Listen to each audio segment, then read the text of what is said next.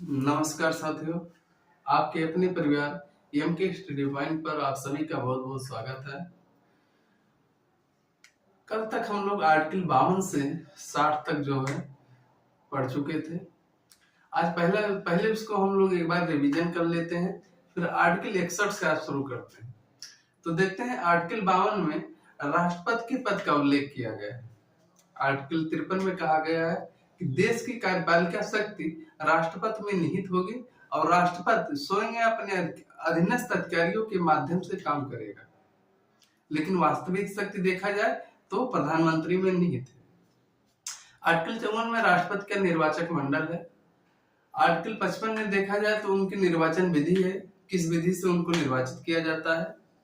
Article 56 में देखें तो कार्यकाल है राष्ट्रपति का। आर्टिकल 57 में है राष्ट्रपति का पुनर्निर्वाचन और आर्टिकल 59 में देखें तो राष्ट्रपति का निर्वाचन की शर्तें क्या क्या है और आर्टिकल 60 में है राष्ट्रपति का शपथ ग्रहण।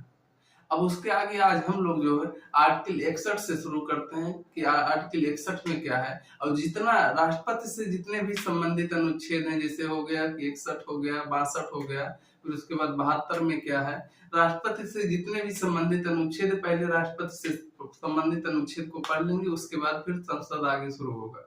ठीक, फिर देखते हैं क्या है। आर्टिकल 61 में क्या है कि राष्ट्रपति से प्रमुख अनुच्छेद, राष्ट्रपति से संबंधित प्रमुख अनुच्छेद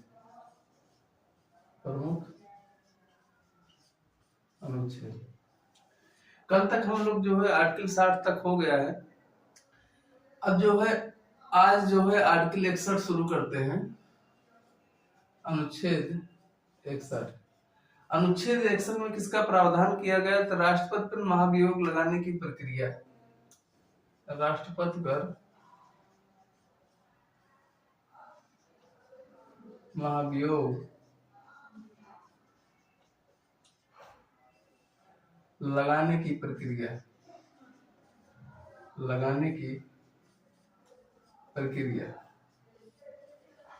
आर्टिकल 61 में उल्लेख किया गया कि राष्ट्रपति पर महाभियोग लगाने की प्रक्रिया।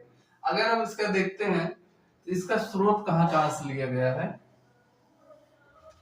इसका स्रोत लिया गया है यूएसए से। स्रोत अगर देख लेते हैं, राष्ट्रपति पर महाभियोग लगाने का आधार क्या क्या है? महाभियोग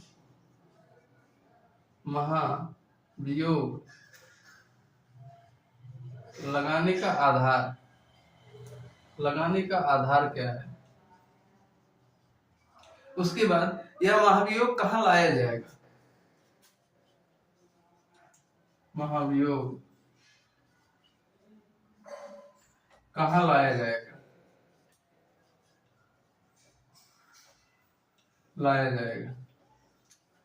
अगर इसकी बात देखें स्रोत कहां से है, तो राष्ट्रपति पर महाभियोग लगाने की प्रक्रिया को स्रोत हमने जो है अमेरिका से ग्रहण किया है, यूएसए से ग्रहण किया है।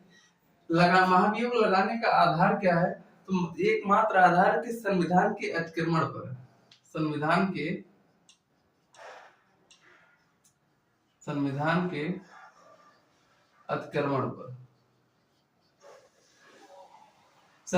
अतिक्रमण पर राष्ट्रपति पर महाभियोग लगाया जाएगा। अब बात आती है कि महाभियोग लगाने की प्रक्रिया लाया कहां जाएगा? तो दो जगह की बात है। एक तो है संसद, पहला है, दूसरा है राज्य विधानमंडल।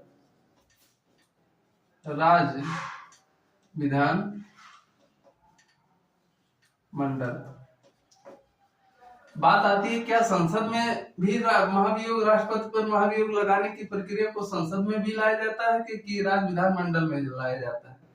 तो यहाँ ध्यान दीजिए कि सिर्फ संसद में लाया जाएगा। राज्य विधानमंडल में महाभियोग प्रक्रिया जो है राष्ट्रपति के लिए राज्य विधानमंडल में नहीं लाया जाएगा, ओनली जो है संसद में लाया जाएगा। अब संसद में आती है बात की, दो बात आती है, लोकसभा भी है और राज्यसभा भी है। यहाँ ध्यान दीजिए कि महाभियोग की प्रक्रिया संसद के किसी भी सदन में लाया जा सकता है, लोकसभा या राज्यसभा किसी भी सदन में लाया जा सकता है महाभियोग की प्रक्रिया। तो यहाँ राष्ट्रपति पर महाभियोग लगाने की प्रक्रिया है, स्रोत है यूएसए से लिया गया है। लगाने का आधार क्या होगा? संविधान के अतिक्रमण पर होगा। उसके बाद है महाभियोग कहाँ लाया जाएगा? तो ये संसद में लाया जाएगा, राज्य विधानमंडल में नहीं लाया जाएगा। दूसरी बात है संसद में लोकसभा है, राज्यसभा है, क्या दोनों सदन में लाया जा सकता है? जी हाँ, बिल्कुल दोनों सदन में लाया जा सकता है। लोकसभा में भी लाया जा सकता है, राज्यसभा में लाया जा सकता है।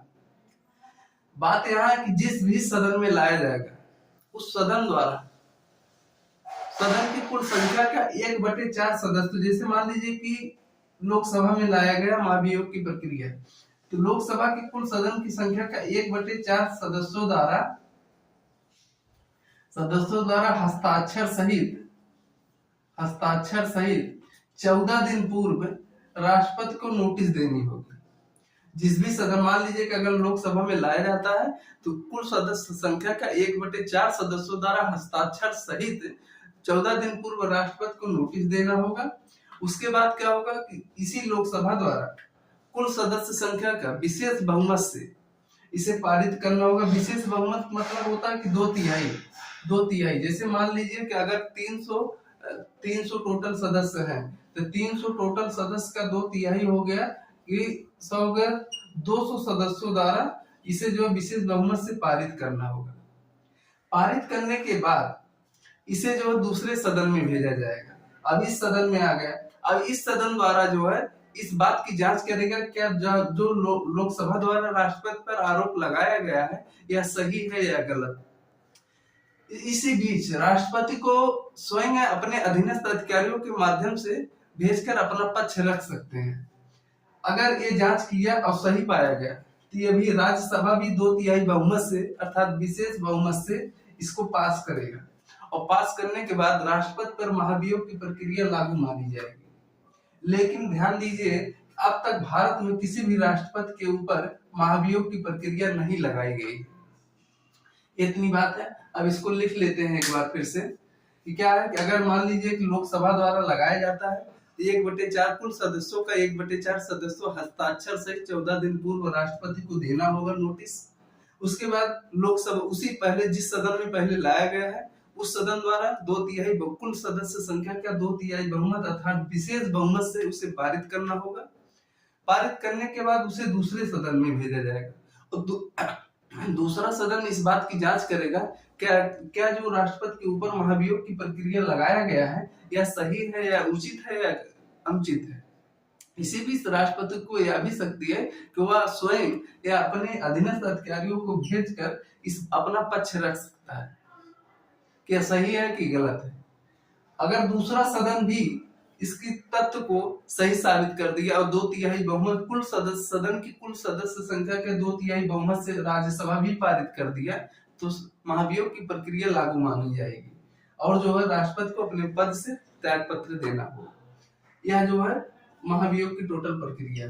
अगर देखते हैं इसमें अमेरिका से और भारत के राष्ट्रपति में महाभियोग की प्रक्रिया तुलना करें अगर, तो इसमें देखते हैं कि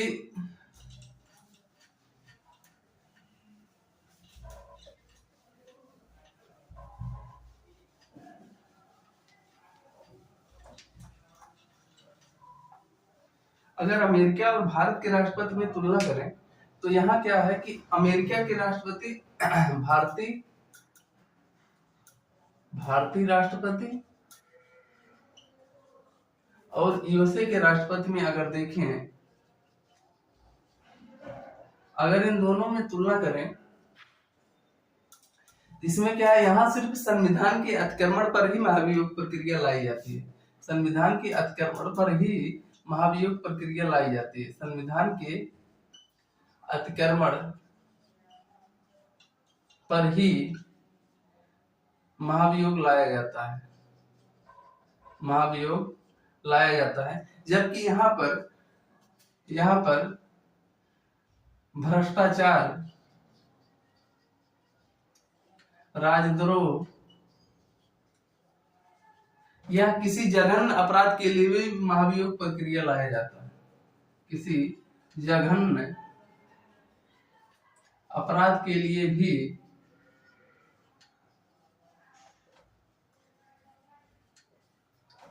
महाभियोग लाया जाता है। दूसरी बात इसमें क्या है कि भारतीय राष्ट्रपति के महाभियोग की प्रक्रिया अगर लाएंगे तो यह किसी भी संसद के किसी भी सदन में लाया जाता है। संसद के किसी भी सदन में लाया जा सकता है, किसी भी सदन में लाया जा सकता है। ठीक, लोकसभा या राज्यसभा किसी भी। यहाँ क्या है कि यहाँ सिर्फ निम्न सदन अर्थात लोकसभा में ही लाया जाता है। यहाँ सिर्फ निम्न सदन में ही लाया जाता है, निम्न सदन में ही लाया जाता है। जबकि अगर देखें तो भारतीय राष्ट्रपति के ऊपर जो महाभियोग की प्रक्रिया है, यहाँ न्यायालय का कोई हस्तक्षेप नहीं है। जबकि क्या है कि यहाँ पे न्यायालय का हस्तक्षेप नहीं है, न्यायालय का हस्तक्षेप नहीं है। जबकि अगर यहाँ देखें, यहाँ जब लोकसभा से पारित होने के बाद जब राज्यसभा में जाएगा तो उस समय वहां पे सुप्रीम कोर्ट के जो यूएसए के सुप्रीम कोर्ट के मुख्य न्यायाधीश की उपस्थिति में उसकी सुनवाई होगी। यहाँ पे सुप्रीम कोर्ट के मुख्य न्यायाधीश उपस्थित रहेंगे। अर्थात कहा जा सकता है कि यूएसए में जो महाभियोग की प्रक्रिया है उसमें जो है सुप्रीम कोर्ट की भागीदारी होती है। जबकि भारतीयों में यहाँ भारतीय राष्ट्रपति के ऊपर न्यायालय का कोई हस्तक्षेप नहीं होता। अब इसको लिख लेते हैं, फिर उसके बाद आगे बढ़ते हैं।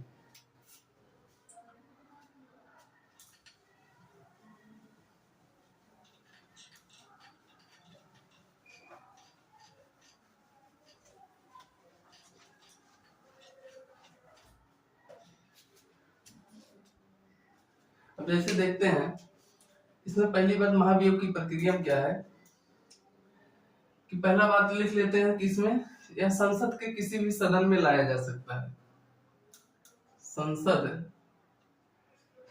संसद के किसी भी सदन में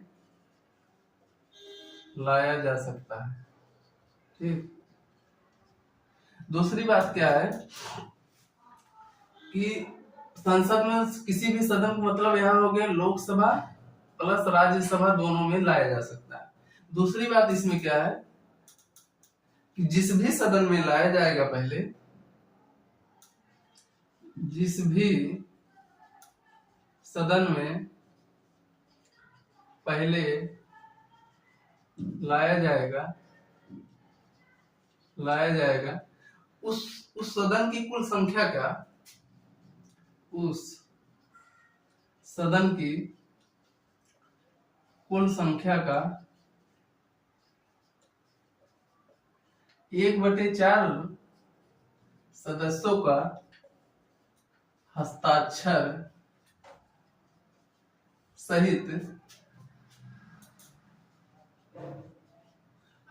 सहित नोटिस 14 दिन पूर्व राष्ट्रपति को देनी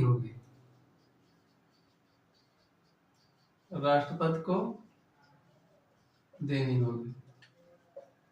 ठीक, इसके बाद दूसरी बात क्या है कि पहले सदन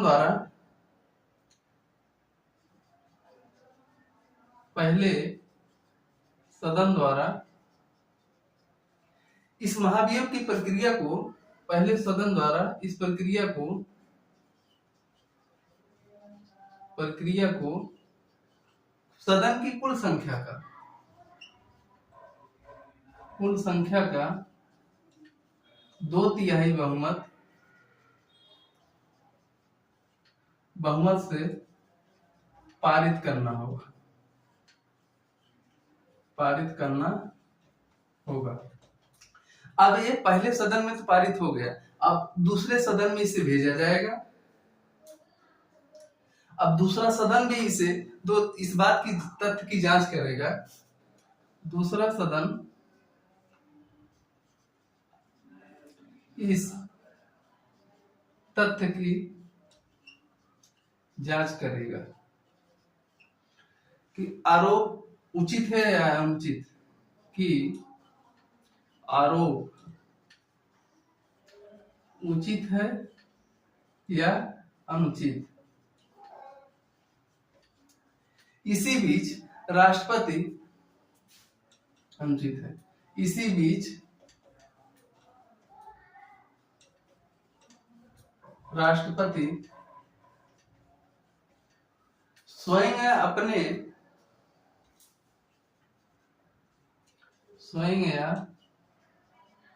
अपने अधीनस्थ अधिकारियों के भेजकर ने अधीनस्थ अधिकारियों को भेजकर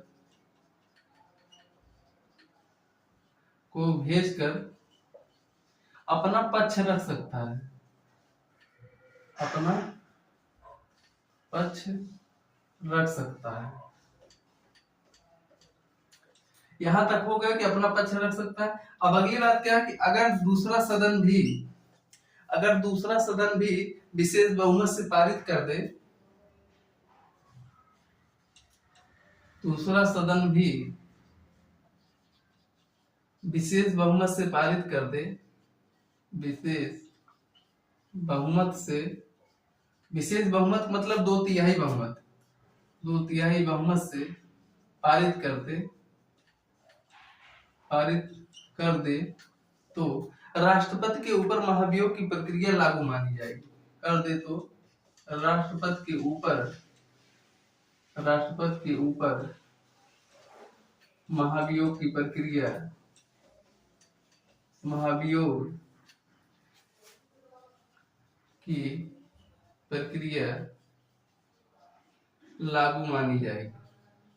लागू मानी जाएगी।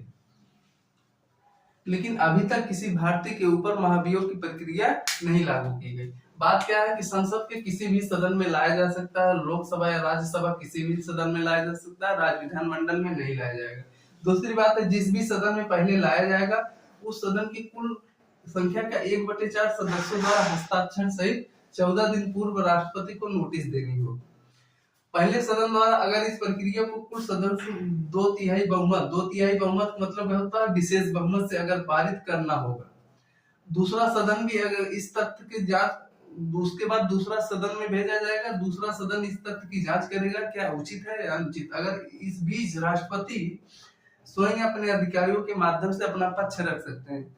अगर दूसरा सदन भी इसे विशेष बहुमत से पारित कर दिया तो राष्ट्रपति के ऊपर महाभियोग की प्रक्रिया लागू मानी जाएगी और उन्हें अपने पद से त्यागपत्र देना होगा। लेकिन अभी तक किसी राष्ट्रपति के ऊपर महाभियोग की प्रक्रिया नहीं लागू की गई।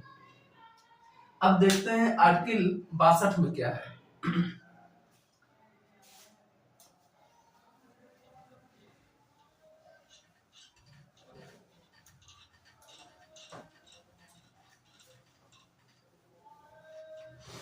आर्टिकल 62 में क्या है?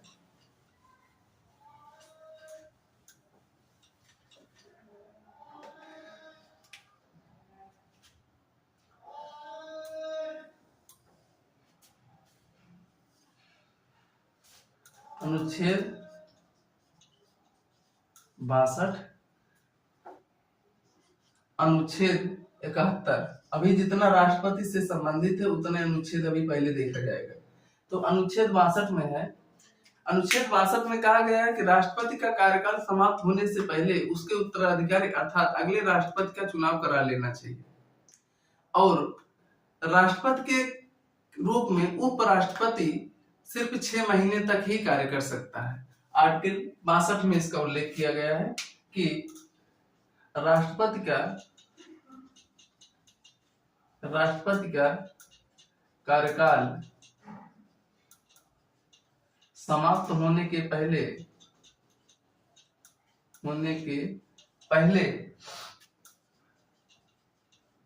अगले राष्ट्रपति का चुनाव करा लेना चाहिए। दूसरी बात इसमें है कि राष्ट्रपति के रूप में उपराष्ट्रपति सिर्फ 6 महीने तक ही कार्यभार संभाल सकता है। राष्ट्रपति के रूप में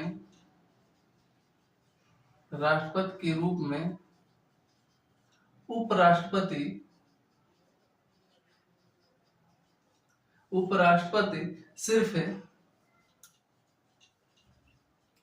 6 माह तक ही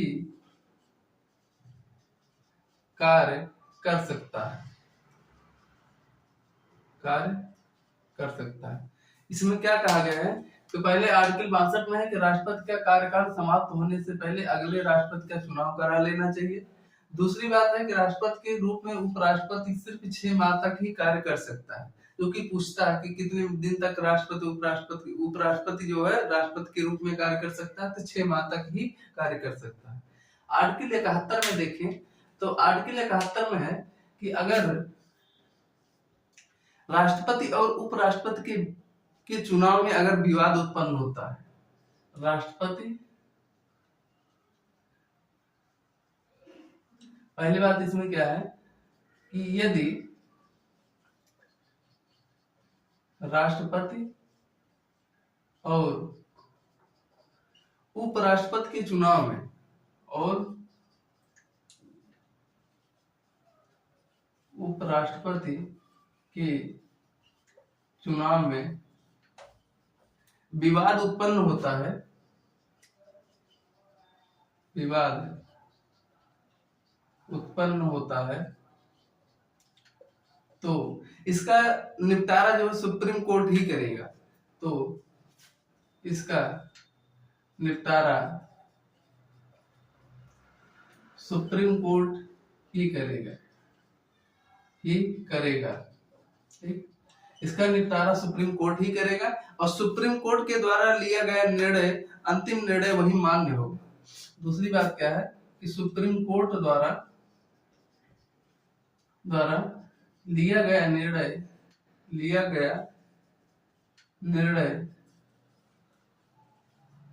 अंतिम क्या कह सकते हैं कि मान्य होगा, दूसरी बात इसमें है कि यदि क्या है कि अनुच्छेद 71 में कहा गया कि यदि राष्ट्रपति और उपराष्ट्रपति के बीच चुनाव में जो है विवाद उत्पन्न होता है तो इसका निपटारा सुप्रीम कोर्ट ही करेगा और सुप्रीम कोर्ट के द्वारा लिया गया निर्णय ही अंतिम या मान्य निर्णय होगा, उस पर कोई फेरबदल नहीं हो पाएगा। अब आगे देखते हैं अनुच्छेद 72 में क्या है।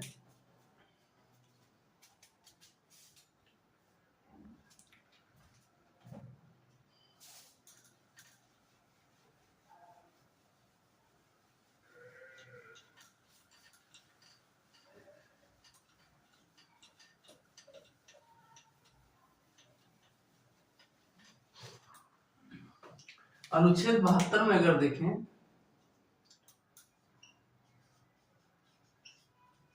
अनुच्छेद 72 इसमें है राष्ट्रपति का क्षमादान, राष्ट्रपति का क्षमादान की प्रक्रिया, क्षमादान जो कि इंपॉर्टेंट है। क्वेश्चन में अनुच्छेद ज्यादातर अधिकतर जो है कि क्षमादान की प्रक्रिया किस अनुच्छेद में है, इस तरीके से लगभग एग्जाम में पूछता है। अब देखिए क्षमादान के अधिकतर देशों में देखा जाए कार्यपालिका को न्यायालय द्वारा दंडित किया जाता है और दंडित किए जाने के बाद किसी व्यक्ति को क्षमा करने की शक्ति भी दी गई। उसी के रूप में राष्ट्रपति को अनुच्छेद 72 के तहत न्यायिक शक्ति के रूप में क्षमादान की शक्ति प्रदान की गई। अब यह शक्ति जो है कितने रुपए में दिया जाता है क्षमादान, देखते हैं। पहला है लघुकरण,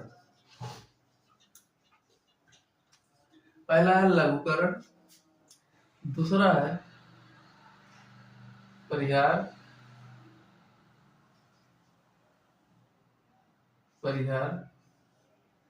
तीसरा है इसमें विराम, चौथे विलंब। ठीक, अब इसमें देखते हैं लघुकरण में क्या है।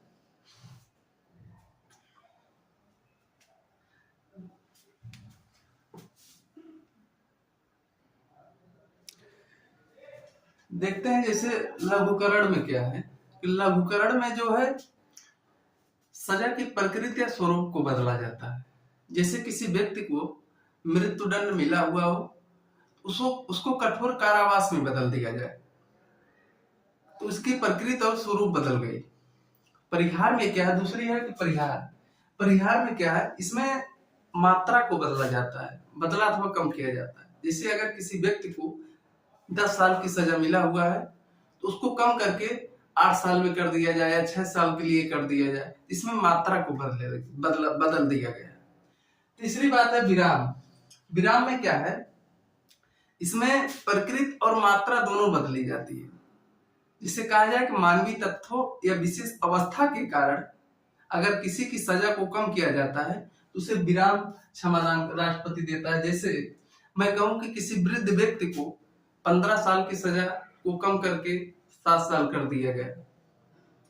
वहीं दूसरी ओर देखा जाए तो किसी गर्भवती महिला को मृत्युदंड मिला हुआ है, लेकिन उसके पेट में बच्चा पल रहा है, तो उसमें क्या, उस समय क्या करेंगे कि बच्चा पैदा होने के बाद उनको मृत्युदंड दिया जाएगा।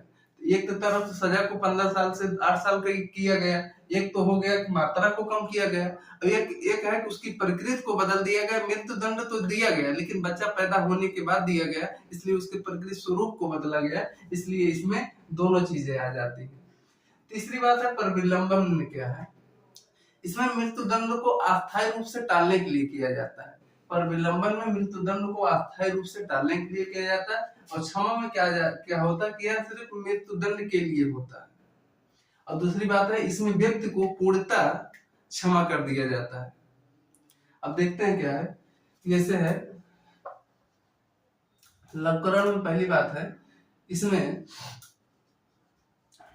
प्रकृति या स्वरूप को बदला जाता है, स्वरूप को बदला जाता है। अब इसमें क्या है, इसमें मात्रा को बदली अथवा कम किया जाता है। सजा की मात्रा बदली या कम किया जाता है इसमें। जैसे किसी को 15 साल की सजा मिला है, घटा के 8 साल कर दिया गया। इसमें क्या है, इसमें मात्रा और प्रकृति दोनों बदलती है। जैसे है मानवीय तथ्यों या विशेष अवस्था के कारण सजा को कम किया जाता है, सजा को कम किया जाता है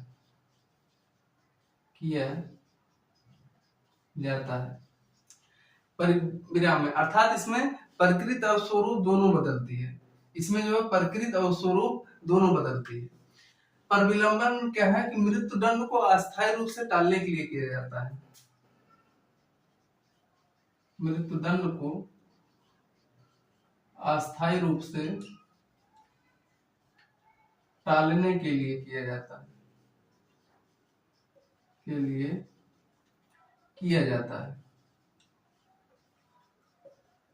किया जाता है। इसमें केवल मृत्युदंड में ऐसा होता है। क्षमा जो है इसमें है कि केवल मृत्युदंड में ऐसा होता है, केवल मृत्युदंड में होता है। और दूसरी बात इसमें है, इसमें व्यक्ति को पूर्णतः क्षमा कर दिया जाता है, इसमें व्यक्ति को पूर्णतः क्षमा कर दिया जाता है, क्षमा कर दिया जाता है। इस प्रकार से क्षमा जो 5 प्रकार से राष्ट्रपति करते हैं टोटल। पहला है कि लघुकरण। इसमें लघुकरण में क्या, इसमें प्रकृति या स्वरूप को बदली जाती है। जैसे किसी व्यक्ति को मृत्युदंड मिला है तो उसे कठोर कारावास में बदल दिया गया, तो ये लघुकरण हो जाएगा। दूसरा परिहार में देखें तो सजा की मात्रा को बदल दी जाती है। जैसे 15 साल की सजा हुई तो उसे कम करके जो 8 साल कर दिया गया, 12 साल कर दिया गया, तो उसमें जो परिहार उसे कहा जाता है। तीसरा में विराम में क्या कि मानवीय तत्व या विशेष अवस्था के कारण सजा को कम किया जाता है।